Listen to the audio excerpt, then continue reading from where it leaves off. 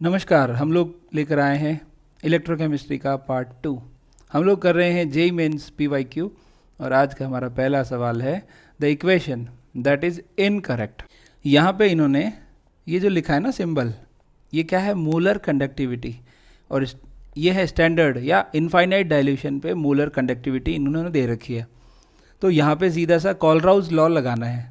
बहुत सिंपल तरीके से मैं आपको बताता हूँ कि जो आपको गिवन है और क्या आपको मिल रहा है, दोनों चीज़ें देखिए। जब हम फर्स्ट ऑप्शन को देखते हैं तो हमें यहाँ से Na और Br का कंडक्टिविटी मिल रहा है, लेकिन जब हम माइनस कर रहे हैं तो Na को माइनस कर देगा, लेकिन हमें जो ओवरऑल कंडक्टिविटी मिलेगी वो किसकी मिलेगी? Br माइनस और Cl माइनस की। इक्वल कर रखा है KBr और KCl, तो यहाँ पे भी माइनस किया है तो K और K तो माइनस हो जाएंगे और मिलेगा क्या? Br और Cl। तो ये फर्स्ट वाला तो करेक्ट रिलेशन है, करेक्ट इक्वेशन है। दूसरे में देखें तो वाटर है, वाटर के लिए हम लोग लिखेंगे H प्लस और OH माइनस देता है, तो अब हमको ये दोनों चाहिए। तो H प्लस कहाँ से मिलेगा? HCl से H प्लस मिल जाएगा, NaOH से हमको OH मिल जाएगा, लेकिन जब हम माइनस करेंगे Na तो Na से Na कट जाएगा और Cl से Cl कैंसिल हो जाएगा। तो हमें कंडक्टिविटी ओवरऑल किसकी मिलेगी? यहाँ से H प्लस मिल जाएगा और यहाँ से OH माइनस मिल जाएगा, और ये जो नेगेटिव साइन है वो NaCl तो माइनस हो गया, तो फाइनली हमको H2O की मिल गई ना। तो ये भी करेक्ट रिलेशन है, करेक्ट इक्वेशन है। अगला देखिए NaBr माइनस NaI, तो Na से Na तो कैंसिल हो जाएगा और Br और I की इनफाइनाइट डाइल्यूशन की कंडक्टिविटी जिंदा बचेगी, जिनको इक्वल कर रखा है KBr और NaBr। तो यहाँ पे तो Br में से Br माइनस हो गया और बचा क्या? K प्लस और Na प्लस, और इधर क्या बचा हुआ है? Br और I माइनस। तो ये इक्वल नहीं हो सकती कंडक्टिविटी, तो ये आपका इनकरेक्ट है, ये रिलेशन इनकरेक्ट है। अगला क्या कह रहा है? KCl और NaCl, तो Cl से Cl घट जाएगी, बचेगा K प्लस और Na प्लस, और इधर Br से Br माइनस हो जाएगा और इधर बचेगा K प्लस और Na प्लस। तो इसका मतलब ये कॉलराउस लॉ के अकॉर्डिंग ये सारी ये जो इक्वेशन है ये भी आपकी करेक्ट इक्वेशन है। तो आपका आंसर क्या है? क्योंकि इनकरेक्ट पूछा है तो थर्ड इज योर आंसर। अगला क्वेश्चन क्या कह रहा है? The variation of molar conductivity with the concentration of electrolyte in aqua solution is shown in the figure. Figure आपको दिख रहा है, मैं थोड़ा सा जूम कर देता हूँ, मैं ड्रॉ भी कर देता हूँ। ये है आपका फिगर, जहाँ पे एक तरफ अंडर रूट ऑफ कंसंट्रेशन ले रखा है और एक तरफ मोलर कंडक्टिविटी ले रखा है, और आपका जो कर्व है वो इस तरीके से मूव हो रहा है। एक तो ये लाइन ड्रॉ कर देते और एक इस तरीके की लाइन ड्रॉ कर देते। तो मैं आपको बताना चाहूँगा, जब भी इस तरीके का कर्व आता है ये हमेशा वीक इलेक्ट्रोलाइट के लिए होता है, और ये जो शार्प लाइन आती है, शार्प डिक्रीज, या यूँ कहूँ कि हम लोग रिवर्स जा रहे हैं, कंसंट्रेशन कम कर रहे हैं, डाइल्यूशन बढ़ा रहे हैं तो कंडक्टिविटी बढ़ रही है, तो ये वाला जो होता है वो स्ट्रॉन्ग इलेक्ट्रोलाइट के लिए होता है। ठीक है, तो आपको पूछा है कि ये वाला कर्व किसके लिए है, तो ये किसके लिए है? ये वीक के लिए है। तो आप इन चारों में से देखिए वीक इलेक्ट्रोलाइट कौन सा है? सॉल्ट है, स्ट्रॉन्ग इलेक्ट्रोलाइट होते हैं सॉल्ट। स्ट्रॉन्ग एसिड है, वीक एसिड है, और ये भी सॉल्ट है। तो कौन हुआ weak? Acidic acid, acetic acid, सिरका, विनेगर, जो भी आप बोलते हैं, तो वो वीक इलेक्ट्रोलाइट है, और वीक इलेक्ट्रोलाइट के लिए ये वाला कर्व होता है। बहुत सिंपल क्वेश्चन 2020 में पूछा गया। What would be the electrode potential for the given half cell reaction of pH5? pH5 दे रखी है, बढ़िया सी रिएक्शन दे रखी है। देखो इलेक्ट्रॉन लूज हो रहे हैं, मतलब ये ऑक्सीडेशन दे रखा है। तो ये हाफ सेल है तो हम क्या लिखेंगे? ई सेल नहीं लिखेंगे, क्या लिखेंगे? E oxidation plus E nought oxidation minus 0.0591 upon n log product upon reactant. बहुत सिंपल तरीके से करेंगे। ध्यान रहे ये कौन सी इक्वेशन है? Nernst equation. प्रोडक्ट और रिएक्टेंट देखना आता ही है, नंबर ऑफ इलेक्ट्रॉन देखना आता है, number of electron involve is 4। कभी भी बैलेंस इक्वेशन करने के बाद ही ये सब चीज़ें चेक करें। तो हमको चाहिए इलेक्ट्रोड पोटेंशियल, तो ऑक्सीडेशन इलेक्ट्रोड है तो ई ऑक्सीडेशन हमको निकालना है। ई नॉट ऑक्सीडेशन भले लोगों ने गिवन होगा, हाँ जी रिडक्शन गिवन है, देखिए जरा ध्यान से, क्या गिवन है, रिडक्शन गिवन है, तो ऑक्सीडेशन क्या होगा, -1.23, नेगेटिव साइन के साथ 0.0591 upon number of electrons 4, number of electrons 4 आ गए हैं। तो अब हम लोग क्या करेंगे, लॉग के साथ प्रोडक्ट अपॉन रिएक्टेंट। तो प्रोडक्ट में हमारे पास कौन है, गैस है O2, और रिएक्टेंट में कौन है, H2O। H2O लिक्विड है, प्योर सॉल्वेंट है, उसका तो एक्टिविटी 1 होता है, तो रिएक्टेंट का तो 1 है, और प्रोडक्ट में कौन कौन है, O2 गैस, तो पार्शियल प्रेशर ऑफ O2। ठीक, दूसरा H+ की पावर 4, ये इंपॉर्टेंट है, इसीलिए मैं कह रहा था बैलेंस इक्वेशन लिखना जरूरी है। pH = 5 दिया है, इसका मतलब माइनस लॉग ऑफ H+ कितना होगा, 5, तो H+ कितना होगा, यहाँ 10 है, बेस 10 ही होता है, 10 पावर -5, ये वैल्यू यहाँ पुट करेंगे। साथ ही इन्होंने लिखा है oxygen under standard atmospheric pressure of 1 बार, तो 1 लिख देंगे तो कोई फ़र्क पड़ना नहीं है। मेरे थोड़े कलर मिक्स हो रहे हैं, मुझे ऐसा लग रहा है, ब्लू के साथ ग्रीन, ग्रीन के साथ, ठीक है, ज़िंदगी कलरफुल होनी चाहिए। -0.0591 अपॉन 4 लॉग, PO2 की जगह 1 लिख दूंगा, कोई चेंज होना नहीं है। H+ की जगह मैं 10 पावर -5 लिख रहा हूँ, 10 पावर -5 का पावर 4, 5 × 4 20, 10 पावर -20, इसको सॉल्व करेंगे, -1.23 प्लस, क्योंकि ये -20 जो है वो आगे जाएगा, तो 20 अपॉन 4 दैट इज़ 5 × 0.06 लगभग 30 है ना, मैं बोल सकता हूँ।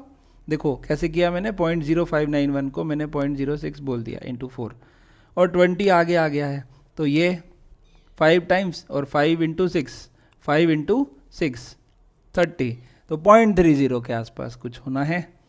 और बचेगा क्या, log 10, log 10 की वैल्यू 1, तो 1 माइनस का आ रहा है आंसर, है ना, माइनस का 0.93 volt. This is your final answer. 2020 में पूछा है ये भी। For an electrochemical cell SN, SN+2, Pb+2 और Pb, ये जो सेल रिप्रेजेंटेशन होता है ना, ये बचपन में हम लोग ABC सीखते हैं ना, A for Apple, B for boy, उतना ही ईजी होता है। ये जो फर्स्ट लाइन होती है वो A होता है, A फॉर एनोड, ये जो डबल लाइन होती है वो होता है B for bridge, salt bridge, और C फॉर कैथोड। एनोड पे ऑक्सीडेशन होना ही है, कंसंट्रेशन गिवन है, कैथोड पे रिडक्शन होना है, कंसंट्रेशन गिवन है, और आपको ये रेशियो बनाना है, बताना है। नर्स्ट इक्वेशन, भले लोगों ने इन सब की वैल्यू भी दे रखी है, ठीक है, तो नर्स्ट इक्वेशन लिख देते हैं, E cell = E0 cell -0.0591 upon n log product upon reactant. तो ध्यान रहे, एनोड में प्रोडक्ट कौन है, देखो SN2+2 प्रोडक्ट है, SN+2 इज प्रोडक्ट, और कैथोड में रिएक्टेंट कौन है, Pb+2। तो या तो प्रोडक्ट अपॉन रिएक्टेंट याद रखो, जो कि हमें इक्विलिब्रियम से याद रहता ही है, या फिर एनोड अपॉन कैथोड याद रखो, जैसा भी आपको ठीक लगे। बैलेंस इक्वेशन लिखने की ज़रूरत यहाँ पर इसलिए भी नहीं है क्योंकि दोनों ही +2 में है, तो बैलेंस ही है। अगर +1 +3 +2 +1 ऐसा चेंजेस होते तो बैलेंस लिखते, फिर हम यहाँ पे पावर भी लगाते, यहाँ पे इनकी पावर तो 1 ही है, कोई दिक्कत नहीं है। अब E सेल की वैल्यू और E0 सेल की वैल्यू, E0 सेल की वैल्यू क्या होती है, E0 cathode minus E0 anode, और हमने कल कसम खाई थी कि हम लोग रिडक्शन पोटेंशियल वैल्यू ही लिखेंगे, ये रिडक्शन, ये भी रिडक्शन, ठीक है। कैथोड कौन है भाई साहब, कैथोड है लेड, लेड की वैल्यू -0.13, माइनस एनोड की वैल्यू भी दे रखी है -0.14, क्या आ जाएगा यहाँ से हमारे पास, E0 सेल आ जाएगा, जिसकी वैल्यू होगी 0.01 पॉजिटिव का, ओके है। E0 सेल में वैल्यू रख रहा हूँ 0.01, माइनस इन्होंने इसको शॉर्ट करके बोल ही दिया है 0.06, तो अपना दिमाग क्यों लगाएं। Number of electrons are 2, log SN+2 upon Pb+2, ये हमको कैलकुलेट करना ही है, इन्होंने दिया है। और E सेल क्या होगा, E सेल जब इक्विलिब्रियम आता है, तो ध्यान रहे मैं आपको बहुत अच्छे से बता रहा हूँ, एशरसन रीजन का भी बहुत अच्छा क्वेश्चन बनता है। ΔG = ΔG0 plus RT ln Q, ये रिलेशन होता है, गिब्स फ्री एनर्जी का रिएक्शन कोशेंट के साथ। तो जब इक्विलिब्रियम आता है तो डेल्टा जी जीरो होता है, डेल्टा जी नॉट कभी जीरो नहीं होता। इस बात का विशेष ध्यान रखेंगे। अगर आपको स्टेटमेंट दे रखा हो कि Gibbs standard Gibbs free energy at equilibrium is zero, तो आप कहेंगे ये फॉल्स स्टेटमेंट है। स्टैंडर्ड जीरो नहीं होता, डेल्टा जी जीरो होता है, डेल्टा जी नॉट जीरो नहीं होता। तो यहाँ से हम लोग डेल्टा जी नॉट का रिलेशन बना देते हैं, वो minus R T L N के इक्विलिब्रियम। क्योंकि हम इक्विलिब्रियम कह रहे हैं, डेल्टा जी को जीरो कहने लग रहे हैं, तो क्यू की जगह हम के इक्विलिब्रियम लिखना स्टार्ट कर देते हैं। और सेल के लिए ये रिलेशन हो जाता है N F E not cell या E E not cell.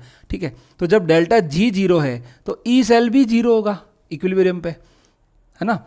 Delta G not जिंदा है तो ई नॉट भी जिंदा है, डेल्टा जी जीरो है तो ई सेल भी जीरो है, ध्यान रहेगा। ये तो हो गई डेल्टा जी की बात। अब हम इसको सॉल्व कर देते हैं एक बार। तो यहाँ से ये हो जाएगा 3, है ना। तो अगर हम लोग इसको भेज दें LHS की तरफ तो ये दोनों इक्वल हो जाएंगे 0.03 log SN + 2 अपॉन PB + 2। ठीक, ये 0.03 नीचे भेज देंगे तो 1/3 आ जाएगा। 1/3 = log SN + 2 अपॉन PB + 2। और तो SN + 2 अपॉन PB + 2 क्या आएगा, 10⁻⁴। जो बेस होता है ना उसकी पावर में भेज देते हैं, मतलब 10⁻0.33 ऐसा बोल सकता हूँ। और हमको पता है log 2 की वैल्यू कितनी होती है, 0.3, मतलब ये 2 पॉइंट समथिंग कुछ आना है और आगे 3 लिखा है तो 2.15। अगर आप इसको, मैं बिल्कुल एग्जैक्टली आंसर आपको बताऊं तो the Gibbs energy change for the given reaction, आपको कंसंट्रेशन दे रखी है दोनों की, 1m है, 298 केल्विन टेम्परेचर दे रखा है, रिएक्शन दे रखी है बहुत प्यारी सी, और आपको रिडक्शन वैल्यूज दे रखी है स्टैंडर्ड वाली, f की वैल्यू भी दे रखी है। पूछा क्या है, गिब्स एनर्जी चेंज। ठीक है, तो बहुत सिंपल तरीका, क्या कहेंगे, delta G naught equals to minus NF E naught. तो ई नॉट सेल निकालना पड़ेगा हमको। तो ई नॉट सेल हमने कसम खाई रखी है, E nought cathode minus E nought anode, reduction ही लिखूंगा, रिडक्शन ही दिया है अच्छे लोगों ने। कैथोड कौन है भैया, देखो SN + 2 रिड्यूस हो रहा है तो वो हमारा कैथोड है। कैथोड पे हमेशा रिडक्शन, एनोड पे ऑक्सीडेशन।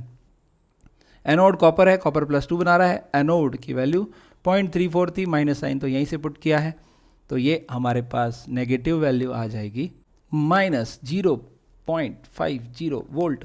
ये वैल्यू पुट कर दीजिए। नंबर ऑफ इलेक्ट्रॉन इन्वॉल्व 2 दिख रहा है, F की वैल्यू भले लोगों ने दी है 500, ई नॉट हमने निकाल ही लिया -0.50। सॉल्व करेंगे, 2 से 2 कैंसिल हो रहा है, 2 दिख रहा है ना, 2 से 2 कैंसिल हो रहा है क्योंकि 0.50 मतलब 1/2, तो 2 से 2 कैंसिल हो जाएगा, तो बचेगा क्या, 96500 joule. This is your final answer. Kilo joule में पूछ लेते तो हम लोग कन्वर्ट कर ही देते, तो कोई दिक्कत वाली बात ही नहीं है। अगला क्वेश्चन क्या कह रहा है, an acidic solution of dichromate is electrolysed for 8 minutes using 2 ampere current as per the following equation. देखिए 6 इलेक्ट्रॉन का इन्वॉल्वमेंट है, 2 Cr+ बन रहे हैं, the amount of Cr+3 is obtained 0.104 gram, the efficiency of the process in percentage. तो आपको एक simple सी बात बताता हूँ, 2 एम्पियर करंट है, तो यहाँ पे इस इक्वेशन से हमें पता चल रहा है 6 फैराडे अगर करंट आता है तो 2 Cr+3 डिपॉजिट होते हैं। ये सिंपल सी बात आ रही है, तो करंट को कन्वर्ट कर दो, करंट इक्वल्स टू Q/T, तो Q क्या होगा IT, I क्या है 2 एम्पियर, कितनी देर 8 मिनट्स, सेकेंड में कन्वर्ट करो, कितना हुआ 960 कूलॉम। भले लोगों ने F की वैल्यू भी 96000 लेने के लिए बोला है, तो अब यहाँ पे मैं सिंपल सी बात बता रहा हूँ कि 960 कूलॉम आया है। इक्वेशन में देख के हमें पता चल रहा है कि 6 फैराडे से 2 मोल्स क्रोमियम डिपॉजिट होते हैं। तो 6 फैराडे की वैल्यू लिख रहा हूँ 96,000 से कितने मोल्स आएंगे, 2 मोल्स। इसका मतलब 1 से कितने आएंगे, 2/6 × 96,000। तो इसका मतलब 960 कूलॉम अगर चार्ज होगा तो 2/6 × 96,000 × 960 इतने मोल डिपॉजिट होंगे। कैंसिल आउट कर दो, क्या बचेगा यहाँ से, देखिए 96 से 96 कैंसिल, 10 से 10, 00 बचे हैं, 2/600 मतलब 2/600 मतलब 1/300, that is 0.003 0.0303 mole chromium +3 deposit हो रहा है। इसको मोल्स को वेट में कन्वर्ट कर लेते हैं, तो weight equals to, weight upon molar mass होता है ना मोल्स, तो moles equals to 0.003 into weight दे रखा है इसका 52, तो इसको आप मल्टीप्लाई कर दीजिए 52 से, तो हमारे पास आया है 0.173 ग्राम डिपॉजिट हुआ है। ये तो है कैलकुलेटेड, ये तो हमने कैलकुलेट किया, और एक्चुअल में कितना डिपॉजिट हुआ 0.104, तो इसका मतलब एफिशिएंसी कितनी हुई, जो एक्चुअल वैल्यू है उससे हम डिवाइड करें कैलकुलेटेड वैल्यू इनटू 100, और ये आएगा अराउंड 60%, तो एफिशिएंसी क्या है 60%। अगला क्वेश्चन क्या कहता है, EMF of the following cell 298 kelvin is V। Okay, बढ़िया सा सेल दे रखा है, the value of X is, अब यहाँ पे एक चीज़ ध्यान रखें, बैलेंस इक्वेशन जरूर लिखें, क्योंकि Zn से बन रहा है Zn+2 और Ag+ से बन रहा है Ag, पर हमको पता है 2 इलेक्ट्रॉन का इन्वॉल्वमेंट है तो 2 से मल्टीप्लाई होगा, इस चीज़ का ध्यान रखेंगे। बहुत आसान क्वेश्चन पूछ लिया है इन्होंने। ई सेल निकालना है, तो E not cell -0.0591/n log product upon reactant, तो पहले ई नॉट सेल आ जाएगा, कैथोड माइनस एनोड, कैथोड कौन है, कैथोड है हमारा सिल्वर, तो सिल्वर के लिए वैल्यू कहाँ है, ये रही सिल्वर की वैल्यू 0.80, जिंक हमारा एनोड -0.76 जो कि गिवन है, एसआरपी वैल्यू है, रिडक्शन पोटेंशियल वैल्यू है, दोनों को सम करो 1.47 वोल्ट, इसको यहाँ पुट कर देते हैं 1.47 volt -0.0591/2, number of electron involve 2, product कौन है, प्रोडक्ट है हमारा Zn+2, Zn+2 अगर हमारा प्रोडक्ट है तो उसकी कंसंट्रेशन 0.1 एज इट इज़, और सिल्वर जो है Ag+ जो कि रिएक्टेंट साइड में है उसका कंसंट्रेशन है 0.01, लेकिन हमने 2 से मल्टीप्लाई किया तो स्क्वायर करेंगे, तो ऊपर है 10⁻⁻1, नीचे है 10⁻⁻2 का स्क्वायर मतलब -4, तो -2 माइनस क्या बच रहा है -3 ऊपर जाएगा 10⁻3, तो मैं ई सेल लिख सकता हूँ 1.47 -0.0591/2 लॉग 10⁻3, क्योंकि ये तो नीचे था ना, ये ऊपर आ जाएगा तो 3, तो E cell equals to 1.47 -0.0591/2 3 log 10, तो 3 कर देता हूँ, और इसको जब आप सॉल्व करोगे तो आएगा 1.47, ये माइनस का ये कितना आएगा 0.088, और 1.47 माइनस 0.088 मतलब 1.382 ये होगा, और इन्होंने 10⁻⁻2 में पूछा है तो 138.2 इंटू 10⁻⁻2, तो ये 138 आपका आंसर है। अगला क्वेश्चन देखिए, the molar conductivities at infinite dilution of barium chloride, sulphuric acid, hydrochloric acid are these respectively, the molar conductivity of infinite dilution of barium sulphate, तो बहुत आसान क्वेश्चन है, बेरियम क्लोराइड BaCl2 का given है, sulphuric acid का given है, और hydrochloric acid का गिवन है, कितना 280, 860, 426, और इन्होंने पूछा किसका है, ये भी लिख देते हैं बेरियम सल्फेट का, तो जो चाहिए उनको प्लस कर दो, जो नहीं चाहिए उनको माइनस कर दो। बेरियम चाहिए यहाँ से मिलेगा 280, SO4 चाहिए यहाँ से मिलेगा 860, माइनस करना है Cl, यहाँ से 2Cl है तो इसको 2 से मल्टीप्लाई करके फिर माइनस कर दो, तो 426 इंटू 2 कितना हो जाएगा 852, तो -852, इसको अगर आप सॉल्व करेंगे तो आपको डायरेक्टली आंसर मिल जाएगा 288 Simon centimetre square mole inverse. बढ़िया सा क्वेश्चन थे। आज के लिए इतना ही, धन्यवाद।